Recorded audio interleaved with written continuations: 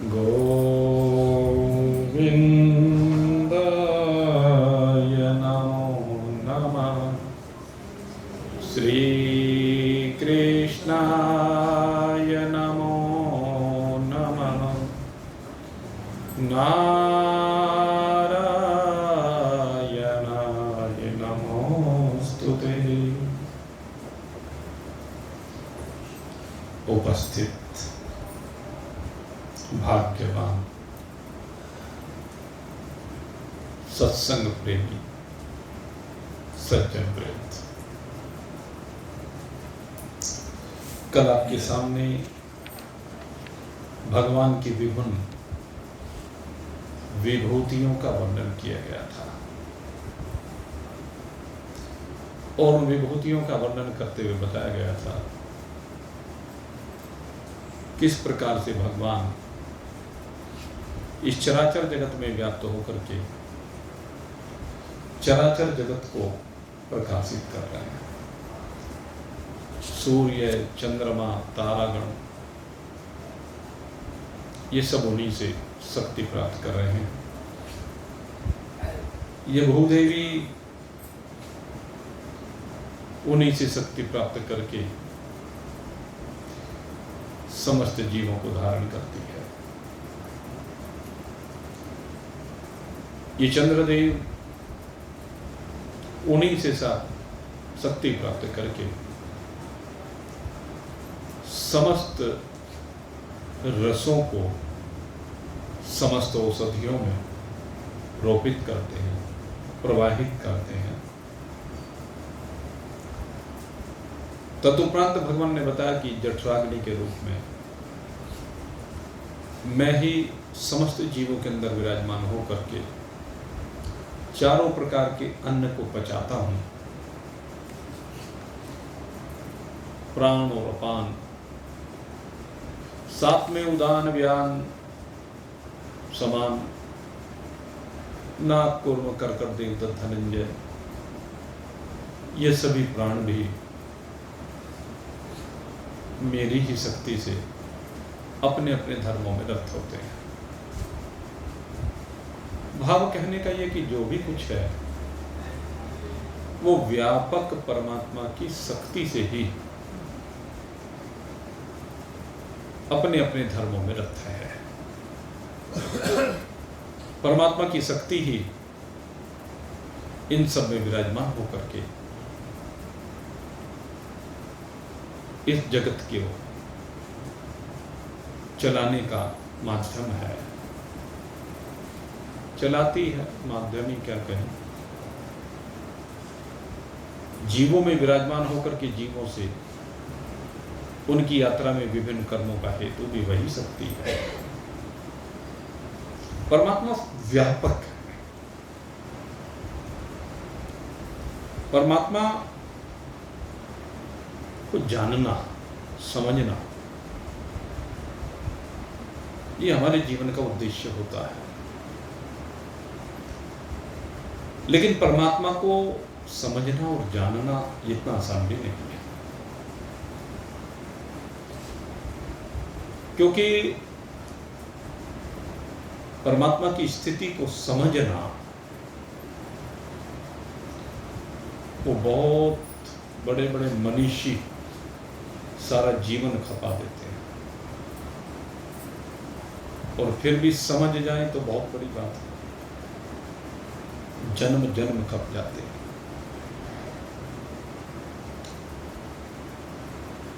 क्योंकि इसके लिए परमात्मा की इस व्यापकता में विराजमान होना पड़ता है, परमात्मा की व्यापकता के साथ जुड़ना पड़ता है, समष्टि और व्यष्टि को एक करना होता है। परमात्मा सब में विराजमान है, एक सिद्धांत यह है। सब में विराजमान है, हरिव्यापक सर्वत्र समान। दूसरी बात यह है कि परमात्मा व्यापक है, सबके अंदर परमात्मा है और दूसरे परमात्मा व्यापक है, तो दोनों सिद्धांतों के ऊपर चिंतन करने की आवश्यकता है, गहनता के साथ इसको समझने की आवश्यकता है।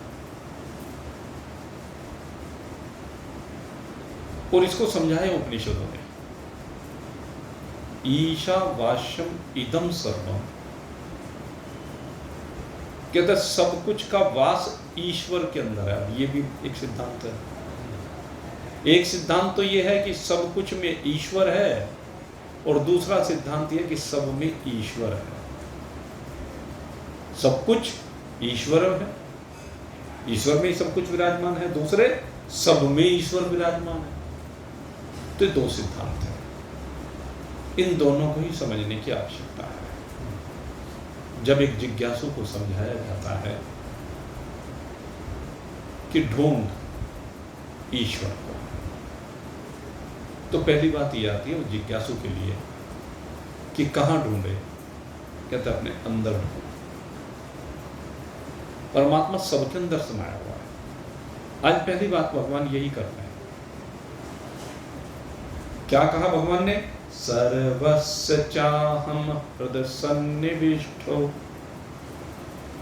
सर्वस्य चाहम हृदय सन्निविष्टो। कहाँ बैठा हुआ मैं?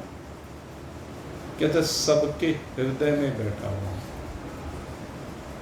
तो पहला जिज्ञासु के लिए इसको समझना पड़ेगा कि परमात्मा मेरे हृदय में बैठे हुए हैं।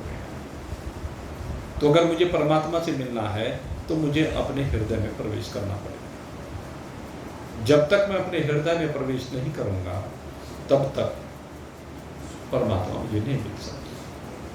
पहला सिद्धांत ये। अब हृदय में जाए कैसे? कहते जाना किसको है, पहले तो ये समझे जाना किसे है।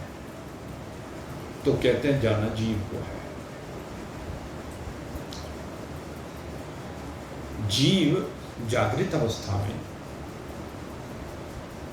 मस्तिष्क में विराजित रहता है, और मस्तिष्क में विराजित होकर के ये मस्तिष्क के साथ तादात्म्य संबंध जोड़ करके, मस्तिष्क के साथ एक रूपता का संबंध जोड़ करके वहां एक रूप हो जाता है। मस्तिष्क के साथ, मन के साथ कहने, मन के संकल्प विकल्पों को अपना समझने लगता है,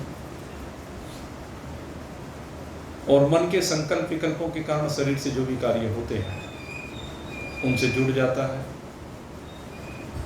उनके गुण दोष से जुड़ जाता है। जब गुण और दोष से जुड़ता है तो लाभ और हानि से जुड़ जाता है, जय और पराजय से जुड़ जाता है, मान और अपमान से जुड़ जाता है, क्योंकि उनके साथ तादात्म्यता कर लेता है, एक रूपता कर लेता है। इस बात को समझना पड़ेगा। ये जो तादात्म्यता है, ये जो एक रूपता है, पहले अंतःकरण के मन के साथ, और फिर इंद्रियों के साथ, और फिर शरीर के साथ। तो यहाँ पर चिपकता चला जाता है और इन्हीं के धर्मों में रत हो जाता है। इन्हीं को सब कुछ समझ करके सारा जीवन इन्हीं को संभालने में लगा रहता है, इन्हीं के पोषण में लगा रहता है, और इसीलिए बारंबार सुख और दुख की प्राप्ति करता है। कभी सुख कभी दुख, अनुकूलता आ जाए तो सुख, प्रतिकूलता आ जाए तो दुख। जैसे आज जब भंडारा चल रहा था तो भंडारे के चलते हुए जो लोग वहाँ खीर बांटने में लगे हुए थे, पसीने पसीने हो रहे थे। इतना बुरा हाल था, बुरी तरह से पसीने पसीने। मनोज गोयल जी का हाल देखते सबसे ज़्यादा बुरा हाल उनका था, बुरी तरह से पसीने पसीने। तो क्यों हो रहे थे पसीने पसीने? क्योंकि भाई गर्मी पड़ रही थी। लेकिन जिस समय वो बांट रहे थे, पसीने पसीने होने पर भी उनको उस गर्मी का एहसास नहीं था। और जैसे ही उनको किसी एक सत्संगी ने हटा करके कहने लगे चलो मेरे को सेवा करने दे, भाई तो उन्हें बहुत सेवा कर ली। तो वो वहां से हटे, और हटने के बाद उनको फिर गर्मी फील, फिर देखे किस तरह पसीनों में तरबतर हो रहे हैं। मैंने देखा कुछ सत्संगी तो ऐसे थे कि उनके पसीने खीर में गिरने लगे, ये भी मैंने देखा। लेकिन उससे वो अशुद्ध नहीं होता, ये भी मैं आपको बता दूं। ये मत सोचना कि वो अशुद्धि हो गई, नहीं। यद्यपि ये कर्मकांडिक विषय है, लेकिन भगवान के कार्य में पसीने का निकलना,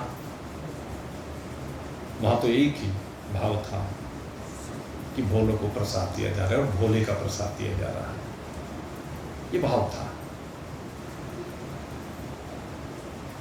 तो फिर खैर वो अलग हटे, तब गर्मी का पता चला। शिव कुमार जी के बराबर में बैठे, ये पहले से तरबतर थे, इनके सारे कपड़े आदि, स्वाभाविक बात है, सभी की थी वैसे स्थिति। तो जब अलग हटे ना काम से, जब काम के साथ एक रूप होकर गिरे, तो गर्मी का एहसास नहीं हुआ, उसमें आनंद आ रहा था, उस गर्मी में आनंद आ रहा। लेकिन काम से अलग हटते ही उस गर्मी ने परेशान करना प्रारंभ कर दिया। मन की तो परिस्थिति है, गर्मी वही है, व्यक्ति वही है, और उसके बाद चलो भाई भागो यहाँ से, जब काम निपट गया चलो भाई जल्दी करो, सकते यहाँ से क्या करेंगे, एसी में जाके लेटेंगे। तो फिर मान लीजिए एसी में लेटे तो वहां अनुकूलता दिखाई देने लगी। तो ये अनुकूलता और प्रतिकूलता जीवन में सुख और दुख परोसती है, ये मन के ऊपर है। ये जीव तन के धर्मों के साथ अपने आप को जब जोड़ लेता है, तो इस अनुकूलता और प्रतिकूलता के कारण से सुख और दुख की प्राप्ति करता है। सुख और दुख न शरीर में है, न इंद्रियों में है, सुख और दुख इस जीव के भावों में है। इसके भाव क्या है, उनमें सुख और दुख विराजमान है। तो तादात्म्य करके सारी जिंदगी जागृत अवस्था में जुड़ा रहता है, इसलिए आप खोपड़ी में बैठा रहता है। और इसके बाद आती है स्वप्नावस्था। स्वप्नावस्था में क्या होता है, कहते हैं जो जागृत के धर्म है, जागृत के धर्म ही स्वप्नावस्था में भी उसी प्रकार से खेल चलता है। जैसे जागृति में जीवन की यात्रा चल रही है, ऐसे स्वप्न में यात्रा चल रही है। दोनों यात्राएं साथ साथ चल रही हैं। और फिर जब स्वप्न की यात्रा में भी जीव उठा पटक इधर उधर थक जाता है, जागृत की यात्रा से थक करके स्वप्न की यात्रा में पहुंचा, स्वप्न की यात्रा से थका, तो तब कहने लगा कि भाई अब तो विश्राम चाहिए। जागृत में यहां बैठा हुआ था और स्वप्न में कंठ में आ जाता है जीव, अब विश्राम चाहता है, शांति चाहता है, चैन चाहता है।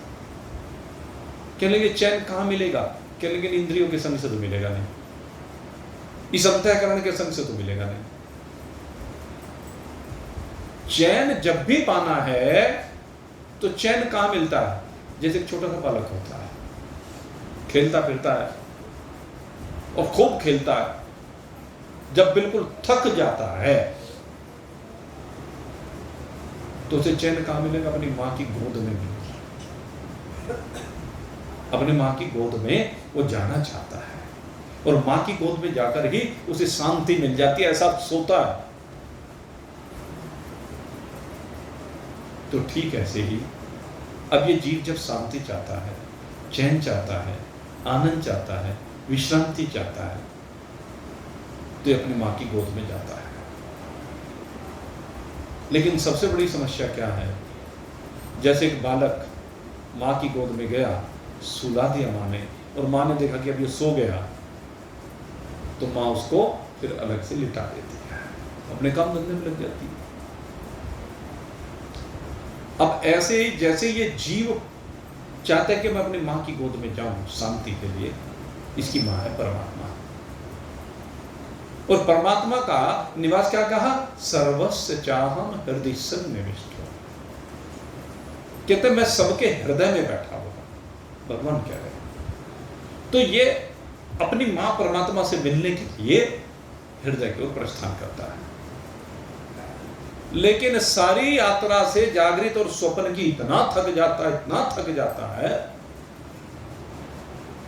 कि अपनी मां के मुख को देख ही नहीं पाता। उसकी गोद में गया वो धड़ा, सुसुप्ति, ये होता। मां से इसका मिलन हो ही नहीं पाता। गोद में तो पड़ा है लेकिन उससे मिलन ही नहीं होगा।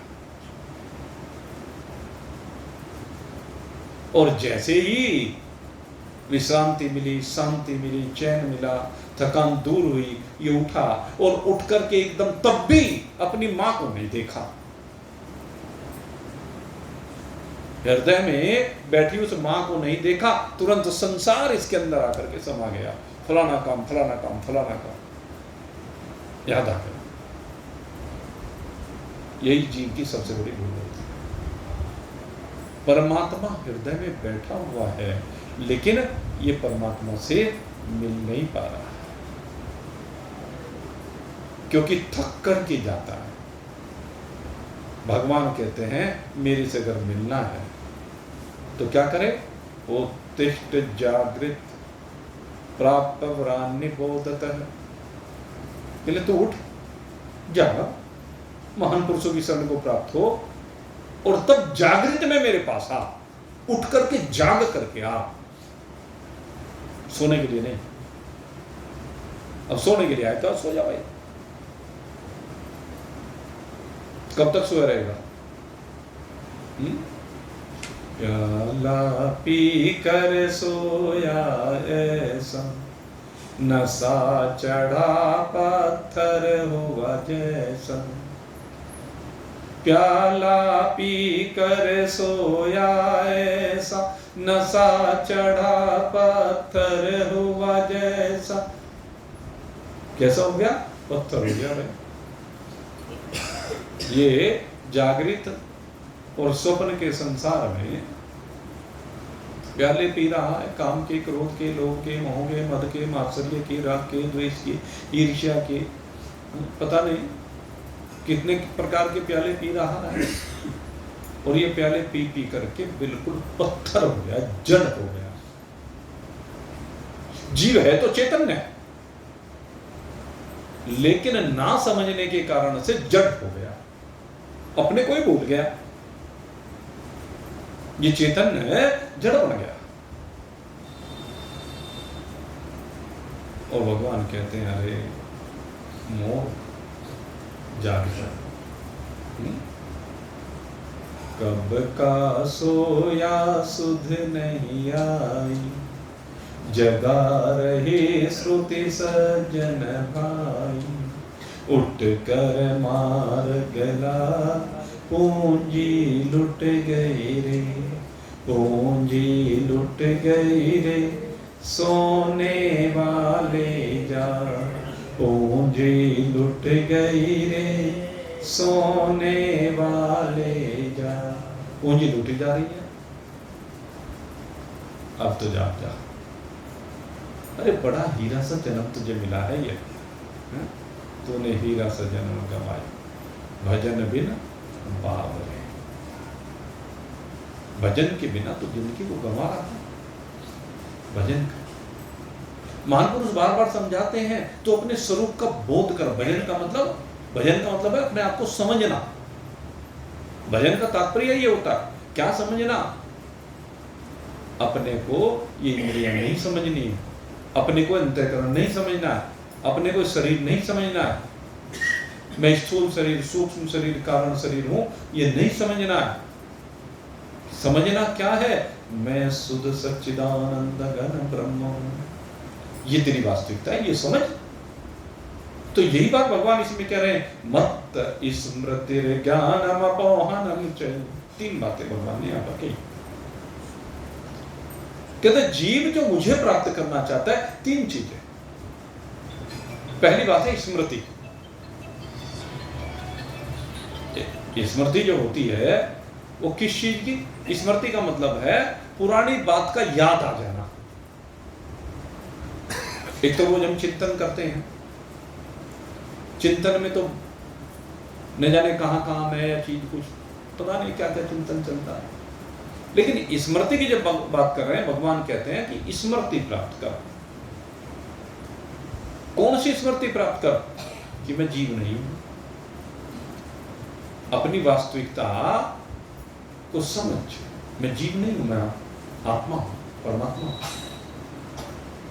तुझे ये समझना है। स्मृति इसी को कहते हैं, बाकी सब तो इसकी विस्मृति है। जिसे आप स्मृति समझते हैं वो विस्मृति है। आपको संसार के पदार्थों की याद आ जाना, संसार के लोगों की पहचान हो जाना, संसार के पदार्थों में, जीवों में, उनके बारे में न जाने फलाने व्यक्ति को मैंने फलानी जगह पर देखा था, उस समय पर ये भी था, ऐसा उसका हालचाल, जो भी उसका बारे में कहीं था।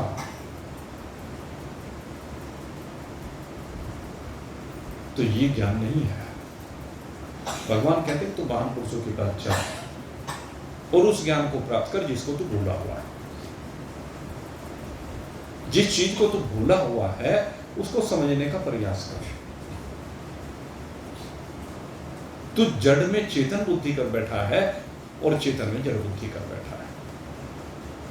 ये जड़ जो संसार है इसमें तेरे चेतन बुद्धि कर ली है, इसके साथ जुड़ करके, इसके साथ तादात्म्य संबंध स्थापित करके तो इसी को सब कुछ मानने लगा है, जबकि सारा विनाशी है, अनित्य है।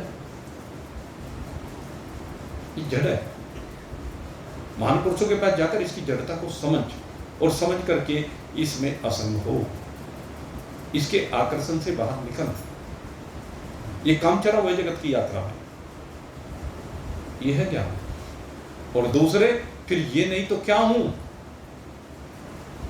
अरे तू ज्ञान स्वरूप है, तू चैतन्य तत्व है, जिसकी चैतन्यता से इन सब में चैतन्यता प्रतीत हो रही है, जिसकी शक्ति से इनमें बल प्रतीत हो रहा है, जिसकी सत्ता से सत्तावान दिखाई दे रहे हैं, जिस अधिष्ठान पर ये सब विराजमान है, वो तेरी वास्तविकता है, वो क्या है? चिदानंद रूप शिवोहम शिवोहम, ये है तेरा वास्तविकता। तो इसको ज्ञान कहा गया। और ये ज्ञान कब होगा? स्मृति ज्ञानम अपोहनम च। स्मृति ज्ञानम अपोहन, अपोहन। अब अपोहन की बात आती है। अपोहन का मतलब जीवन में बहुत प्रकार के संशय होते हैं जीव जगत और ईश्वर को लेकर के, जिनमें जीव भ्रमित रहता है। और इन संशयों की निवृत्ति के लिए हम अपने शास्त्रों की शरण में जाते हैं और महान पुरुषों की शरण में जाते हैं। और किसी का भगवान से संबंध छूट जाए तो भगवान की शरण में चला जाता है। तीन ही माध्यम है भाई। या तो हम स्वाध्याय करें, शास्त्रों की शरण में जाएं। सबसे पहले जरूरी है कि हम स्वाध्याय करें। जीवन में स्वाध्याय से ही आंखें खुलती हैं।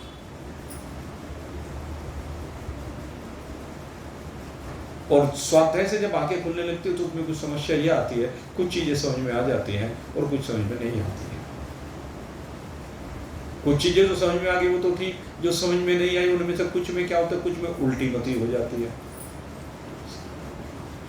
लिखा कुछ है, समझा कुछ नहीं, समझ कुछ और रहे हैं, उल्टी मती हो जाती है।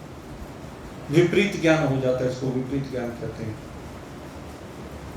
और विपरीत ज्ञान को थोड़ा सा भी जब उसको थोड़ा सा और चिंतन करते फिर नहीं भाई ऐसा तो नहीं हो सकता।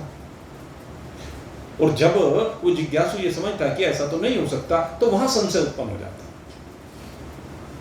अब उन संशयों की निवृत्ति के लिए ही गुरुदेव है।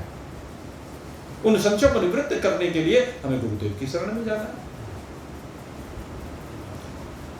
क्योंकि गुरुदेव ने उन तत्वों को समझ लिया। गुरु कौन है? वही तो है जिसने पहले उन संशयों को अपने गुरु से दूर कर लिया, परंपरा से।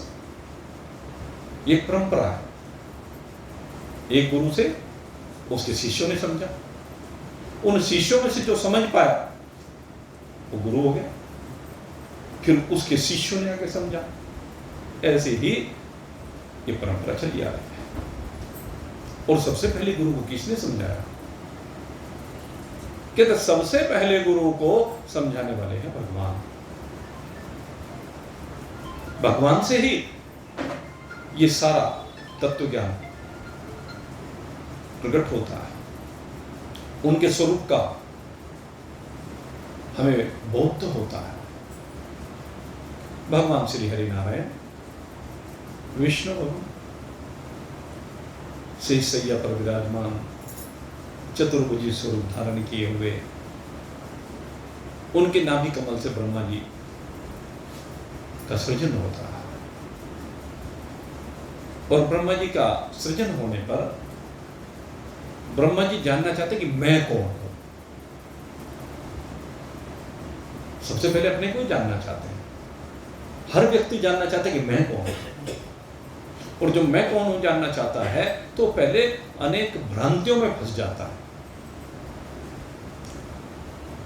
अब अगर यदि आप देखें, जब प्रारंभिक अवस्था में बच्चा विद्यालय में पढ़ने जाता है, कोई भी पूछे वहां पर कि भाई तू कौन है, तो क्या कहता है?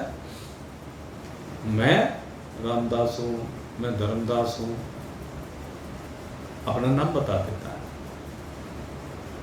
तो सबसे पहला परिचय वो नाम से परिचय को देता है। फिर कहने लगे ये नाम किसका है तू? तो फिर माता पिता का नाम लेता है, फलाने का आरोपित है सब। लेकिन यहीं पर तत्व छिपा हुआ होता है। ये जो नाम है, इस नाम के सारे नामी तक पहुंचना है। ये नाम नामी तक पहुंचाता है, अर्थात पिता तक पहुंचाता है। किसका है? परमात्मा का। यही जानना है। ब्रह्मा जी ने जब जानने का प्रयास किया कि मैं कौन हूं, तो अनेक भ्रांतियां हुई ब्रह्मा जी को। पहले उन्होंने भी अपने आप में न जाने कितनी कल्पनाएं की। नाम में फंसे, वर्ण में फंसे, आश्रम में फंसे। हर जीव ऐसे ही फंसता है। अब ब्रह्मा जी बहुत कुछ चिंतन करते हैं, मैं कौन हूं, मैं कौन हूं, मैं कौन हूं। तो आकाशवाणी तप कर। जब तक तप नहीं करोगे तब तक तुम्हें अपने स्वरूप का बोध नहीं होगा। ये अभी पीछे 2 श्लोक पहले, 3 श्लोक पहले आया था ना, यतंतो वाला। आगे ध्यान। यतंतो योगिनश्चैनं पश्यन्ति आत्मन्यवस्थितं। वो आया था ना। वहां पर क्या था? कहते हैं योगी जो होते हैं वो यत्न करते हैं, प्रयास करते हैं, अनेक प्रकार से प्रयास करते हैं, साधन करते हैं। ये साधन ही तो तप कहलाते हैं। व्यक्ति साधन करता है तो साधन करने पर साध्य तक पहुंचा जाता है। करे तो सही। अब हमारे अंदर ये जिज्ञासा तो होती है कि मैं कौन हूं, लेकिन उस जिज्ञासा को शांत करने के लिए हम गुरुदेव की शरण में जाते नहीं हैं, शास्त्रों की शरण में जाते नहीं हैं। तो कैसे पता चल जाएगा कि मैं कौन हूं? अपने चिंतन से तो या तो नाम का पता चलेगा, फलाना नाम है, या जाति का पता चलेगा, ब्राह्मण हूं, क्षत्रिय हूं, वैश्य हूं, शूद्र हूं, और फिर इनकी उपजातियां। कोई अपने को कुछ बताएगा, कोई कुछ बताएगा। फिर वर्ण का पता चलेगा, कैसा वर्ण है, गोरा, काला, गेहुआ आदि जो भी वर्ण है। फिर आश्रमों की बात होगी, मैं ब्रह्मचारी हूँ, गृहस्थी हूँ, वानप्रस्थी हूँ, सन्यासी हूँ। पदों की बात होगी, मैं इंजीनियर हूँ, डॉक्टर हूँ। प्रतिष्ठा की बात होगी, प्रधानमंत्री हूँ, राष्ट्रपति हूँ। जरा सी देर लगती है। पद तो बिल्कुल कोई चिंतन कर ही नहीं सकता। सुबह एक बार में पढ़ा, उपराष्ट्रपति ने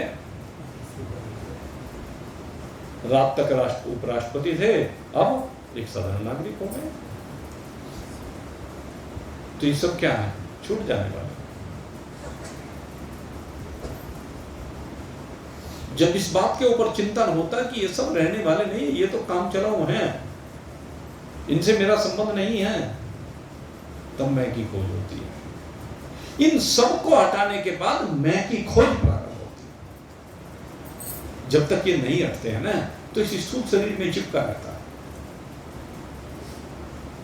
फिर इस शरीर के बाद इस शरीर की इंद्रियों में चिपका रहता है, फिर इस शरीर के अंतःकरण में चिपका रहता है, मन बुद्धि चित्त अहंकार, प्राणों में चिपका रहता है, प्राणापान समान उदान व्यान नागपुर कर कर देवदत्त धन्य,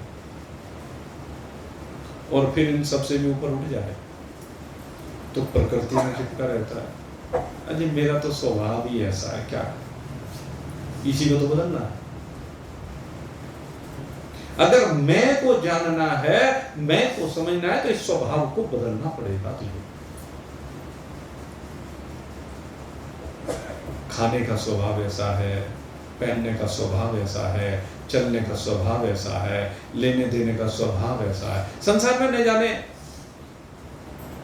अपने आप को किन किन स्वभावों से जोड़ लिया। मैं धर्मात्मा हूँ, विद्वान हूँ, मूर्ख हूँ, ज्ञानी हूँ। अपने स्वभाव आपने न जाने अपने आप में कैसे कैसे स्वभाव कल्पनीय। अरे तेरे स्वभाव नहीं है, ये तो गुणों का खेल है। सतोगुण रजोगुण तमोगुण का स्वभाव है भाई। इन सतोगुण रजोगुण तमोगुण के स्वभाव को तूने अपना मान लिया। इन गुणों के चक्र से तुझे बाहर निकलना पड़ेगा अगर तुझे मैं में आना है। और जैसे ही तू अपने आप में आना चाहेगा तो ये संशय तेरे निवृत्त हो जाएंगे कि मैं ज्ञानेंद्रिय हूं, कर्मेंद्रिय हूं, प्राण हूं, अंतःकरण हूं, या ये तीन गुण वाली प्रकृति है। जब तीन गुण वाली प्रकृति की सीमा से तू ऊपर उठेगा तब तू पाएगा कि मैं तो परमात्मा का प्रतिबिंब हूं। क्योंकि जीव कौन है? परमात्मा का प्रतिबिंब है। इस अविद्या में, इस प्रकृति में पड़ने वाला परमात्मा का प्रतिबिंब, चिदाभास रूप से जिसको कहा जाता है, वही तो जीव है। और वो जीव जब तक इस कारण शरीर, स्थूल शरीर और सूक्ष्म शरीर के साथ जुड़ा रहता है तो वो नीचे की ओर जाता है। लेकिन जैसे ही अब उसका ध्यान इन सब से अलग हटता है, अपनी वास्तविकता को ढूंढने लगता है, तो पता चलता है कि मैं परमात्मा का प्रतिबिंब हूं, ईश्वर का अंश हूं। इधर से डिस्कनेक्ट होकर के उधर जुड़ना शुरू हो जाता है। और जिस समय उधर जुड़ना शुरू होता है यानी उसके संचयों की निवृत्ति होती है, इसी को कहते हैं अपोहन। अपोहन जहां पर जाकर के सारे संशयों की निवृत्ति हो जाए, प्रमाणगत संशय, प्रमेयगत संशय, दोनों प्रकार के संशय निवृत्त हो जाए। प्रमाणों में कोई संदेह न रह जाए, शास्त्रों में कोई संदेह न रह जाए, भगवान की बात में कोई संदेह न रह जाए। इतनी श्रद्धा हो, इतनी समझ हो, दोनों चीज चाहिए, श्रद्धा और समझ दोनों होनी चाहिए। केवल श्रद्धा, अंधश्रद्धा है, ठीक है, उसमें समर्पण हो जाता है, लेकिन संदेह बने रहते हैं। इसलिए संदेह अगर निवृत्त करना चाहते हो तो श्रद्धा के साथ साथ समझ का भी बनना जरूरी है। श्रद्धा से ही ज्ञान की प्राप्ति होती है। भगवान कहते हैं श्रद्धावान लभते ज्ञान। तो ये समझ जरूरी है, ये ज्ञान जरूरी है। और जब ये ज्ञान होता है तो यही भगवान कहते हैं तुझे अब उस ओर लेकर जाते हैं जहां से बात को प्रारंभ किया था। तब तुझे वास्तविक ज्ञान होगा। पहले क्या होगा? पहले जब ये सारी चीजें हट जाएंगी तो ये हृदय में परमात्मा से मिलेगा, हृदय में बैठे हुए परमात्मा को देखेगा। सर्वस्य चाहम हृदय सन्निविष्टो, जो हृदय में ईश्वर बैठा हुआ है उससे इसका मिलन होगा। और जब इसका ईश्वर से मिलन होगा तब ये जिज्ञासु नहीं रहेगा। ईश्वर से मिलते ही ईश्वर के साथ एक रूप हो जाएगा, और जैसे ईश्वर के साथ एक रूप होगा तब इसकी वृत्ति परिवर्तित हो जाएगी। वैसे तो वृत्ति रहेगी नहीं फिर वास्तव में देखा जाए, लेकिन फिर भी समझाने के लिए बात है। जब ये परमात्मा के साथ एक रूप हो जाता है तो फिर क्या होता है? कहां से प्रारंभ किया था? परमात्मा में जगत है या जगत में परमात्मा है। जिज्ञासु के लिए जगत में परमात्मा है। पहली स्थिति यही है, जगत में बैठा है परमात्मा। जगत में जितने शरीर हैं उन सबके हृदय में बैठा है परमात्मा।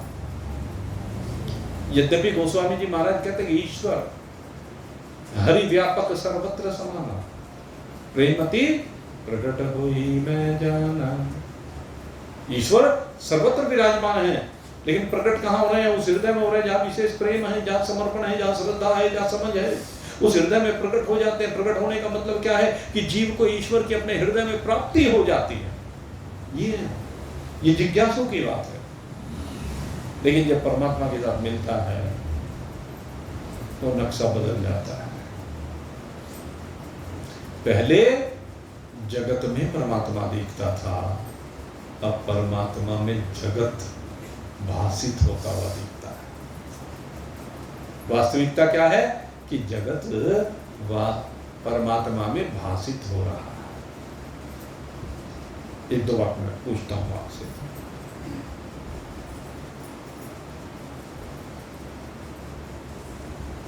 आभूषण पहनते हैं, आभूषण में क्या है?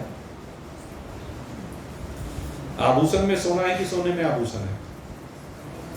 दो बातें। आभूषण ये अंगूठी में आपको दिखा, इस अंगूठी में सोना है क्या?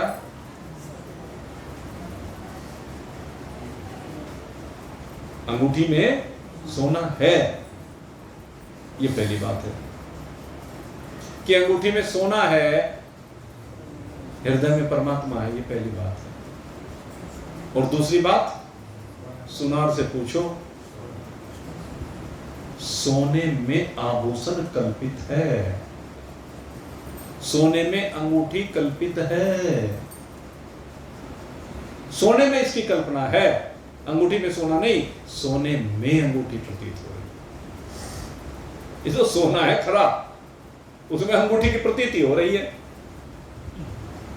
परमात्मा है, उसमें जीवों की प्रतीति हो रही है। परमात्मा के एक अंश में जीवों की प्रतीति हो रही है, एक अंश में जगत की प्रतीति हो रही है। एक अंश मात्र में सारा जगत प्रतीत हो रहा है परमात्मा में। किसी ने पूछा, अभी एक सज्जन मेरे पास आए 2-3 दिन पहले, कहने लगे जी मैंने सुना है भागवत कथा 2 तरह की होती है। वो भागवत कथा करा रहे हैं और उन्होंने मेरे पास आकर के प्रश्न किया कि 2 तरह की भागवत कथा होती है और मैं जानना चाहता हूं कौन कौन सी भागवत होती है। मैंने कहा भाई, एक भागवत व्यास जी की भागवत होती है और एक भागवत नारद जी की भागवत होती है। व्यास्य भागवत जो श्री सुखदेव जी ने की, परीक्षित ने सुनी। व्यास्य भागवत जो सूत जी ने की, सोनागादी ऋषि ने सुनी। ये व्यास पद्धति की भागवत है।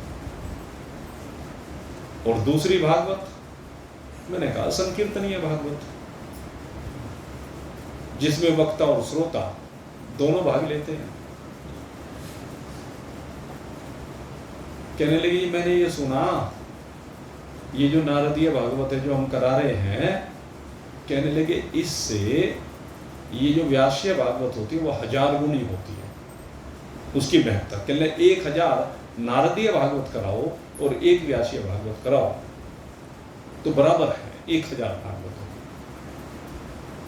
मैंने कहा भाई हकीकत तो यही है, तू तो 1000 गुनी कह रहा है, मैं तो कहता हूं अनंत गुनी है।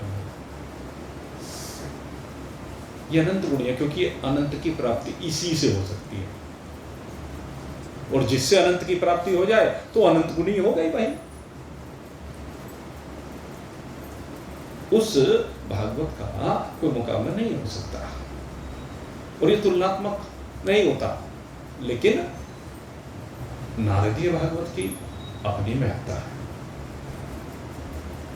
अब मान लीजिए जैसे किसी व्यक्ति के पास, एक व्यक्ति है और उसके पास दुकान कर रहा है, ये कह लीजिए, और उसके पास 10,000 रुपए की पूंजी है।